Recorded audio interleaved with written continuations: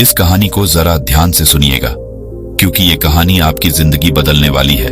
क्या आपको पता है कि हिमालय की पर्वत श्रृंखलाओं पर कई ऐसे साधु संत रहते जो कई हजार सालों से जिंदा हैं।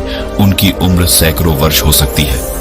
वो बर्फ से ढके पहाड़ों में निर्वस्त्र होकर घूमते हैं और उनके ऊपर अग्नि, जल, वायु या फिर बर्फ जैसी चीजों का उन पर कोई असर नहीं होता।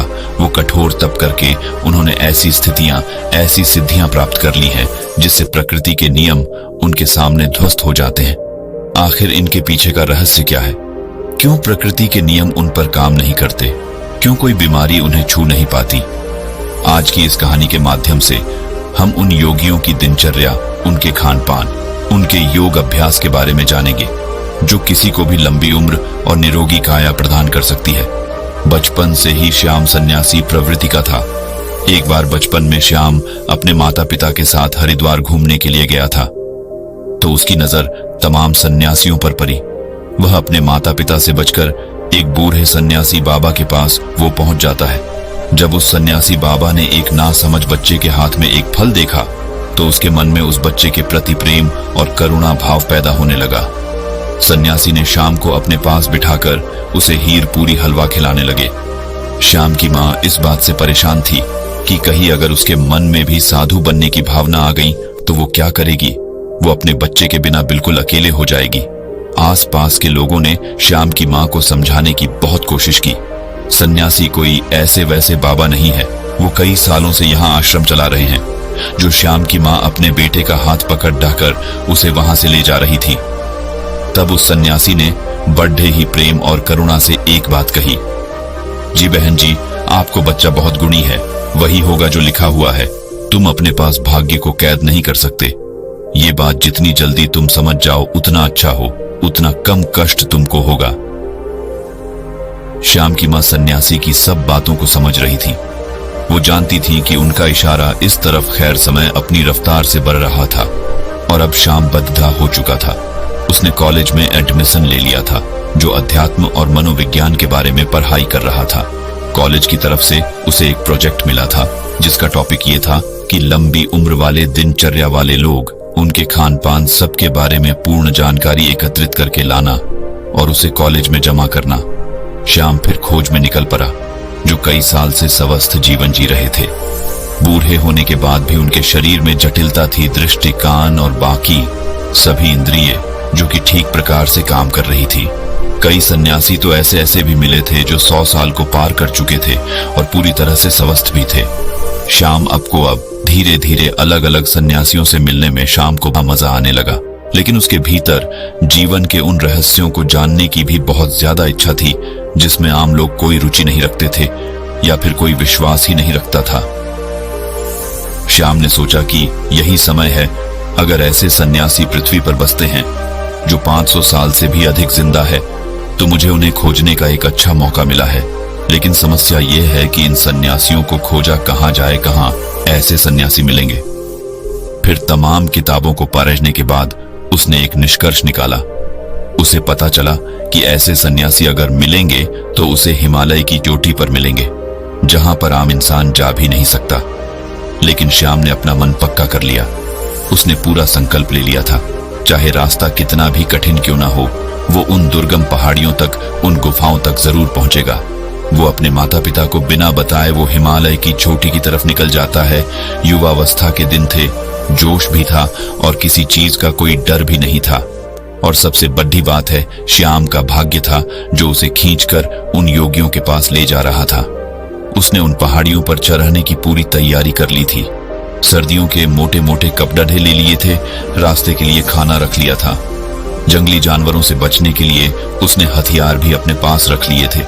उसने एक टॉर्च भी रखी थी ताकि वो रात में जल्दी से जल्दी यात्रा करके वहां पहुंच सके, उसकी यात्रा में कोई बाधा न हो। धीरे धीरे जब लोगों से पता करते हुए वो हिमालय की दुर्गम रास्तों तक पहुंचने लगा, तो उसके फोन में भी काम करना बंद कर दिया। अब उसका दुनिया से कोई संपर्क नहीं था। दुनिया से रिश्ता काटने के बाद वो अब खुद से जुड़ने के लिए लगा था। अब वो हिमालय के जंगलों से गुजरते हुए असीम आनंद की प्राप्ति कर रहा था। उसका जहां मन करता वहीं पर रुक जाता और आगे का पता करके आगे के भाग पर निकल जाता। उसे नहीं पता था, उसे बिल्कुल भी अंदाजा नहीं था कि वो ऐसे योगियों से कभी मिल भी पाएगा या नहीं है। लेकिन मन में इच्छा थी, पूरा विश्वास था, और इसी के साथ वो अपने रास्ते में आगे बढ़ता जा रहा था। पूरी उमंग और पूरे विश्वास और पूरे जोश के साथ ऊंचे पहाड़ों पर बसे गांव को पार करते हुए वो हिमालय के कुछ जंगल में पहुंच गया था। यहाँ पर असीम सन्नाटा था। दूर दूर तक कोई आबादी या फिर कोई लोग नहीं थे। अब वह यहाँ पर अकेला था। ठंड में उसकी कपकपी छूट रही थी, लेकिन फिर भी उसने हार नहीं मानी। उसे पता था कि यहाँ पर आसपास जरूर कोई गुफा होगी जहां पर ऐसे ही योगी उसे जरूर मिलेंगे। और अगले ही दिन की उसे बर्फ की पहाड़ी की चोटी पर दूर से एक सन्यासी ताप करता हुआ नजर आया। सन्यासी ने अपने शरीर पर की कोई वस्त्र धारण नहीं किया था, बस एक नीचे छोटा सा कपड़ा लपेटे हुए थे। वो उस सन्यासी को पहाड़ी के नीचे से देख रहा था, लेकिन वो बहुत खुश हो गया। इतनी लंबी यात्रा का परिणाम उसे मिला। वो जल्दी जल्दी अपने कदम बढ़ाते हुए उस पहाड़ी की चोटी पर पहुंचने का प्रयास करने लगा, लेकिन बात ही एकदम भरी हुई थी, इसलिए बार बार वो फिसल रहा था। सन्यासी यूं तो आंख बंद किए हुए थे, अपने ध्यान में लीन थे, लेकिन अपने मन की आंखों से वो श्याम की सारी मेहनत देख रहे थे। उस पहाड़ी पर बार बार चढ़ते हुए विफल होने के कारण श्याम बहुत थक गया था और अंत में मूर्छित हो जाता है। जब श्याम मूर्छित हो जाता है तो वो सन्यासी जो ऊपर तक आ रहे थे, श्याम को अपने हाथों में उठाकर उसे एक गुफा के भीतर लेकर आए। वहां पर उसके अलावा 2 और सन्यासी उपस्थित थे। श्याम और मूर्छित था, उसके शरीर में बहुत थकान थी। इस सन्यासी ने एक पत्ते पर घोल तैयार किया और श्याम के मुंह के ऊपर कुछ बूंदे डाले। घोल के जाते ही श्याम अचानक से उठ खड़ा हुआ। उसकी सारी बेहोशी, थकान, सब कुछ दूर हो गया। होश में आते ही श्याम दोनों हाथ जोड़कर उन्हें प्रणाम करने लगा। वो बहुत खुश हो गया। श्याम ने उनसे कहा कि मेरी बड़ी अनुकंपा है कि मुझे आप जैसे दिव्य योगियों के दर्शन हो रहे हैं। मैं आपसे कुछ सवाल पूछना चाहता हूँ। आप इतनी बड़ी उम्र तक, इतने सालों तक कैसे जीवित रह सकते हैं? आपके शरीर में कभी कोई बीमारी क्यों नहीं होती है? अगर आप उस तरीका को जानते हैं तो दुनिया को वो तरीका क्यों नहीं बताते? दुनिया में बहुत से लोग बहुत दुखी हैं। लोगों को नाना प्रकार की बीमारियां हो रखी हैं। उम्र से पहले वो बूढ़े हो जाते हैं, उनकी मृत्यु तक होने लगी है। तो आपको यदि इसका कारण पता है तो आप लोगों को उसे ठीक करने का तरीका क्यों नहीं बताते? आप तो योगी हैं, आपको तो दुनिया की मदद करनी चाहिए। उसकी बातें सुनकर तीनों सन्यासियों ने कोई प्रतिक्रिया नहीं। ऐसा लग रहा था मानो उन्हें श्याम की भाषा ही समझ नहीं आ रही। जब उसने ये महसूस किया तो उन्हें इशारों से समझाने का प्रयास किया, लेकिन इसका भी कोई फायदा नहीं हुआ। अब श्याम उनको समझा समझा कर थक चुका था और अब शांत बैठ गया था। वो सोच रहा था कि मेरा इतना दूर आना एकदम बेकार हो गया। दर्शन तो हुए, लेकिन इन सवालों के जवाब मुझे चाहिए थे, वो मुझे नहीं मिले। उसने सोचा कि इतना लंबा सफर तय करके मैं आया हूं, उनकी दिनचर्या ही है, देख लेता हूं, शायद उससे मुझे कुछ पता चल जाए। और ये सोचकर श्याम वहीं पर रहने लगा। सन्यासी एक दूसरे से बिल्कुल बात नहीं करते, एकदम मौन रहते थे। यदि किसी एक सन्यासी को दूसरे से काम होता तो वो मन ही मन एक दूसरे के मन की बात को समझ लिया करते थे। अब शाम को बेचैनी होने लगी थी कि भला एक गुफा में चुपचाप बैठे रहना, भला ये कैसे संभव है? ये कैसा जीवन है? वो सन्यासी उस गुफा में बैठे सिर्फ योगाभ्यास करते थे, तब करते रहते थे। उनके चेहरे पर, उनकी आंखों में एक गजब का ठहराव था, एक गजब की शांति। जो भी उनके मुखमंडल की आभा को, हाव भाव को देख लेंगे, वो आकर्षित हुए बिना रह नहीं सकते। श्याम ने पाया कि सन्यासी खाना बहुत कम खाते थे और जो भी बनाते थे उसे पूरे मन से बनाते थे। और सुबह उठकर, तब सुबह मुहूर्त में उठकर ठंडे पानी से स्नान करना और सर्दियों की धूप में बर्फ पर बैठकर ध्यान साधना करना उनका रोज का काम था। 2 दिन तक उनके अनुसार काम करने के बाद वहां रहकर ऊब चुका था।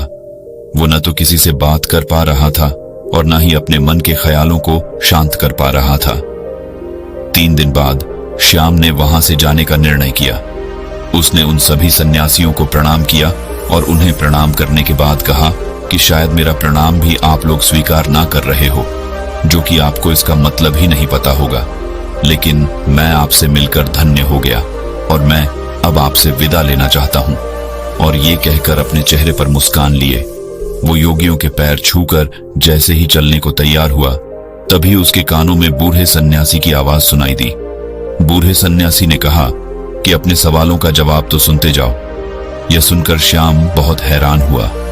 वो कुछ बोलना चाह ही रहा था, तभी साधु ने कहा कि सबको अपने मन के सभी सवालों के जवाब चाहिए, लेकिन सभी सवालों का जवाब मौन में छिपा हुआ है। तुमने मौन रहकर बिना किसी सवाल किए हमारी दिनचर्या को देखा और समझा। अगर मैं तुम्हें यह बताने का प्रयास करता तो तुम एक कान से सुनते और दूसरे से निकाल देते, और यही तो दुनिया करती है। सचमुच में सुनने का कौन इच्छुक है? ज्ञान पाने का सवाल यहाँ पर। 3 दिन तक इस दिनचर्या का पालन करने के बाद तुम्हारा मन टूट गया, मतलब तुम भी नहीं जानते इन सब तरीकों को जानना। हालांकि तुम्हें पता है कि हमारे इस भोजन, इस दिनचर्या के कारण हमारा शरीर हमेशा निरोगी रहता है, हमेशा स्वस्थ रहता है, लेकिन तुम इसका पालन 3 दिन भी नहीं कर सकोगे। चौथे दिन में तुम वापस घर जा रहे हो। दुनिया में ऐसे बहुत कम लोग होते हैं जो मौन रहकर दूसरे के ज्ञान को खुद प्राप्त कर लेते हैं। अगर तुम मौन रहना, चुप रहना सीख जाओ तो तू दूसरे के ज्ञान को प्राप्त कर सकते हो, वो भी बिना उससे पूछे। श्याम ने मुस्कुराते हुए हाथ जोड़कर महात्मा से पूछा, हे महात्मा, आप ये बताने की अनुकंपा करें कि आप कौन सा योग अभ्यास करते हैं? क्या आपकी दिनचर्या है जिसके कारण आप इतने सालों तक जीवित देखने में तो आपकी उम्र 60-70 साल लगती है, लेकिन लोगों का कहना है कि यहाँ पर लोग 5000 साल से जिंदा हैं। तो क्या ये सत्य है? सन्यासी ने मुस्कुराते हुए नादान और भोले श्याम के सिर पर हाथ फेरा और फिर श्याम को सबसे पहला तरीका बताया। उन्होंने श्याम से पूछा कि हमारे शरीर का सबसे बड़ा भोजन क्या होता है। श्याम सोच में पड़ गया, उसे कोई जवाब नहीं आया। सब सन्यासी ने उसे बताया कि हवा हमारे शरीर के लिए सबसे बड़ा जरूरी भोजन होता है। हवा हम 24 घंटे खाते रहते हैं और हवा हमारे शरीर के लिए सबसे ज्यादा महत्वपूर्ण होती है। लेकिन आजकल के समय में बुरी हवा प्रदूषित हो चुकी है, इसलिए जो प्रदूषण से भरी हवा तुम्हारे शरीर में जा रही है वही तुम्हारे शरीर में बीमारियों को जन्म दे रही है। इसलिए यदि तुम घर पर ऐसे कमरे में रहते हो जहां पर हवा का आना जाना कम होता है, जैसे कि एयर कंडीशनर वाले रूम में होता है, उसमें ताजी हवा आना जाना भी नहीं हो पाता। इसलिए तुम्हें अपने कमरे में ऐसे पौधे लगाने चाहिए जो 24 घंटे हवा यानी कि ऑक्सीजन देते हैं। छोटे छोटे बेल को किसी बोतल में डालकर अपने कमरे में रख सकते हो जो तुम्हें 24 घंटे ऑक्सीजन देंगे। लोग ये भी भूल जाते हैं कि जिस सांस को वो ले रहे हैं कितना शुद्ध है इसका वो कभी आकलन ही नहीं कर रहे हैं। यदि वो लोग तो कभी सोच पाए तो शायद प्रदूषण से मुक्त दुनिया हो पाए, हमारी पृथ्वी स्वर्ग हो सकती है। दूसरा जरूरी बात होता है खान पान। अधिकतर लोग ज्यादातर समय खाते रहते हैं, लेकिन हमारा शरीर भी एक यंत्र होता है और यंत्र को भी काम करने के लिए आराम चाहिए होता है। इसलिए हर समय खाते ही नहीं रहना चाहिए, कभी भी पूरा पेट भरकर नहीं खाना चाहिए। हमेशा अपने पेट में एक रोटी की जगह छोड़ देनी चाहिए ताकि तुम्हारा पेट हल्का रह सके, थोड़ा खाली रह सके और सांस लेने में भी कोई परेशानी ना हो। तीसरा तरीका होता है हमारी दिनचर्या। सही तरह की दिनचर्या में तुम्हारा योग अभ्यास, शारीरिक व्यायाम, प्राणायाम। अगर तुम दिनचर्या के रूप में यह कर रहे हो तो तुम्हारे शरीर कभी कोई बीमारी आ ही नहीं सकती। लेकिन हम सिर्फ बहाने ढूंढते हैं, हम कुछ करना नहीं चाहते। सब कुछ हमें बैठे बैठे चाहिए और शरीर को जितना आराम दोगे वो उतना ही खराब होगा, बेकार होता जाएगा। इसलिए शरीर से हमेशा काम लेते रहो, उसमें एक आलस पैदा मत होने। दिनचर्या, हवा और खान पान, इन तीनों को तुम दुनिया में रहते हुए कैसे सुधार सकते हो, इस पर विचार करना। तभी तुम्हारा जीवन बदलेगा, तभी तुम्हें दूसरे लोगों को भी जागरूक कर पाओगे। लेकिन तुम्हारी बात सुनेगा कौन कौन? बाजार के स्वादिष्ट व्यंजनों को छोड़कर प्रकृति से मिलने वाले फल, सब्जियां या पत्ते खाने का कौन इच्छुक होगा? लोग तो वही खाना चाहते हैं जो उनको स्वाद देता है। देखने में भी वही देखना चाहते हैं जो उनकी आंखों को अच्छा लगता है, और इसलिए उनकी इंद्रियां वासनाओं की गुलाम हो जाती है और धीरे धीरे वही हमारे दुख का कारण बनती चली जाती है। इसलिए तुम बढ़त से बचने का प्रयास मत करो, बल्कि उस काम को पूरी मजे से करने का अभ्यास करो। तब तुम्हारी इंद्रियां आजाद हो जाएंगी और उसके बाद तुम्हारा मन भी एकदम खाली हो जाएगा, वो भी आजाद हो जाएगा। फिर उसके अंदर भी वो भावना होगी जिसे हम समाधि कहते हैं, जो आनंद की चरम सीमा होती है। और ये कहकर श्याम के सिर पर हाथ रखा उसे आशीर्वाद देते हुए वो उसे वहां से भेज देते हैं।